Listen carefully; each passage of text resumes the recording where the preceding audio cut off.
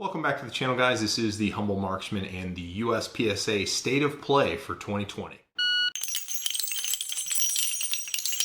Now, for those who are not aware, USPSA Board of Directors met in February to review what happened in the last year. They're going to touch on the different statistics in the division as well as the status of the goals that they set forward for themselves. So we're just going to share with you some of the highlights that I found in this, and I'm by no means an insider, so this is my just speculation and insight into what's going on in the world of USPSA. Unsurprisingly, membership and activity were both up in 2019 with about a 6% bump to the USPSA membership and a 9% bump in activity, which shows us that the members of USPSA are more active than they have been in the past, and there are more members than ever, bringing the total up to about 34,500 members. Interestingly, about 43% of the activity in USPSA is by non-members.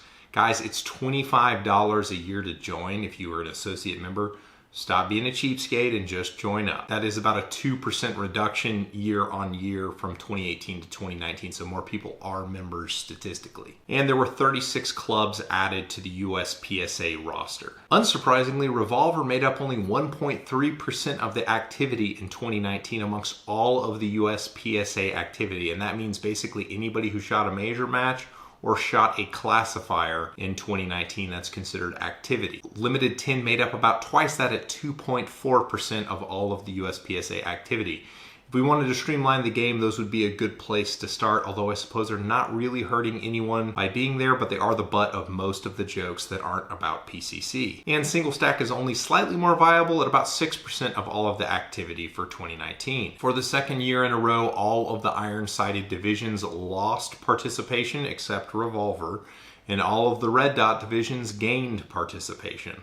So that is to say that Limited and Production both suffered losses while Carry Optics, PCC, and Open all gained participation. Now, if you look at the numbers and the amount by which Limited has fallen year on year and the amount that Open has grown year on year, it's kind of a safe bet that some of the guys who were shooting 2011s in Limited decided to shoot 2011s in Open. Can't be sure of that, and that's all speculation, but it kind of makes sense as the big ballers who can afford $3,000 guns level up into the age of retirement and can't see their sights anymore and get red dot guns. And while Production Division has lost a lot of activity, Carry Optics has gained more than the losses from Production alone, which suggests that Carry Optics is the division that a lot of new people are going to. One thing that was very interesting from this year's report is that Limited Division is actually a majority of minor shooters. About 52% plus or minus are actually shooting minor in Limited Division. So that is to say that it's likely that Limited is still a majority catch-all division that new people show up and shoot. So if you take the Limited participation at about 27.5%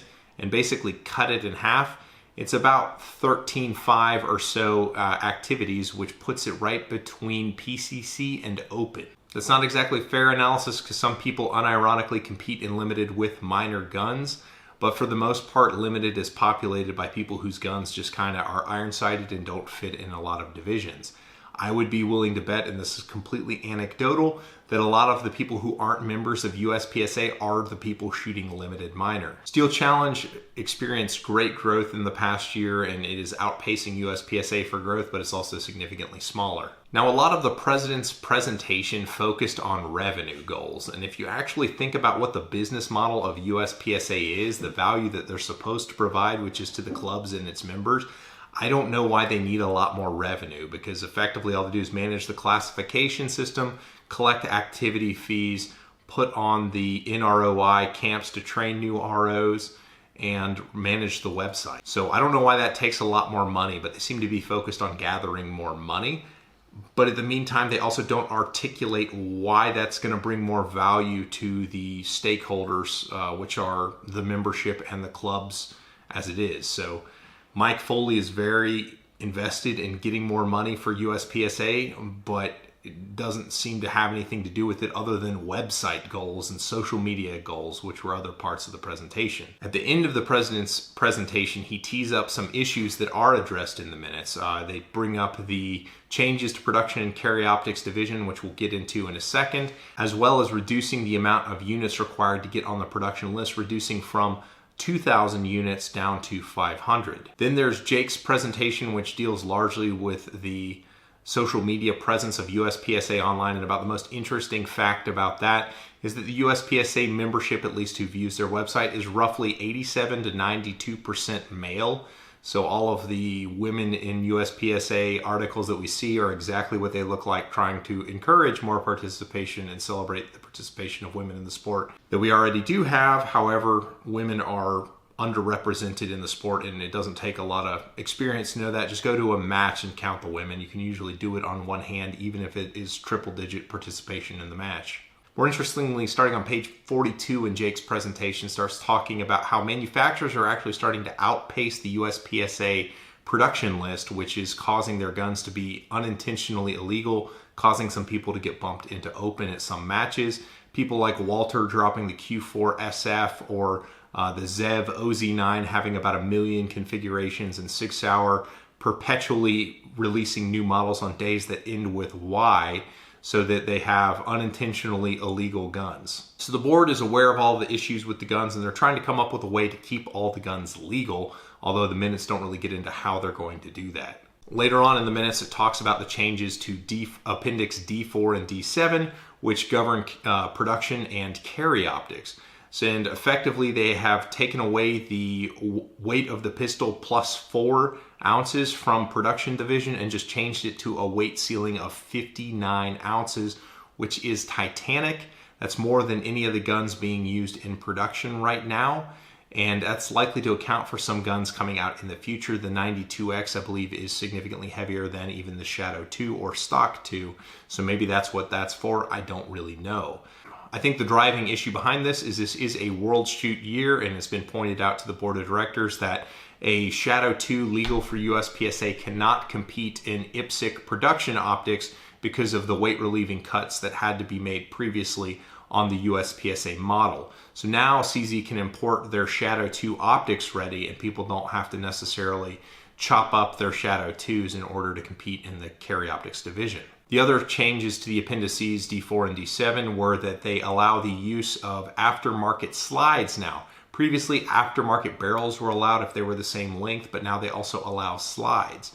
They also allow porting of all of the slides, so you can do weight relieving cuts on any of the slides now. Basically, you can do whatever you want to the exterior of your gun as long as it maintains all of the safeties and is not a slide racker or a gas pedal, like an overt gas pedal. The slide takedown pin type gas pedals, still good to go. One thing they did vote on was whether or not to allow single action triggers in carry optics division, which I suspect is a tip of the hat to Bull Armory and STI, who are making all of these single action carry optics guns. And that was unanimously voted down and had no motions to even vote on. They also brought up, again, increasing the round count in production from 10 to 15 rounds.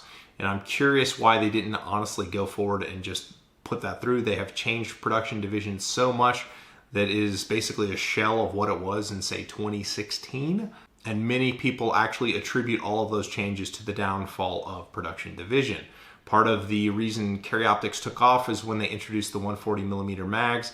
People thought a true high cap division with a dot with 9mm ammo would be fun. So I'm curious why they didn't just kind of do that with production division. But at that point, it would become kind of like a limited minor division. And that brings up the whole question of, well, why do we even have power factors anymore? And increasingly, that becomes a question that probably will have to get brought up. Probably the most interesting thing about this is that gun manufacturers have been so in tune with the traits of competition guns that they're actually able to outpace USPSA in approving them to make them legal for competition, which is kind of exciting. They didn't mention anything about the Alien since it's starting to be imported into America, and I'm curious whether or not they will allow it in its stock configuration without the reciprocating dot in carry optics division. It probably won't happen, but it would be neat if it did, as it encourages innovation. So that is kind of the state of play for USPSA in 2020. I would love to know what your thoughts on it are. Leave a comment below and we can have a discussion. Thanks. Catch you on the next one.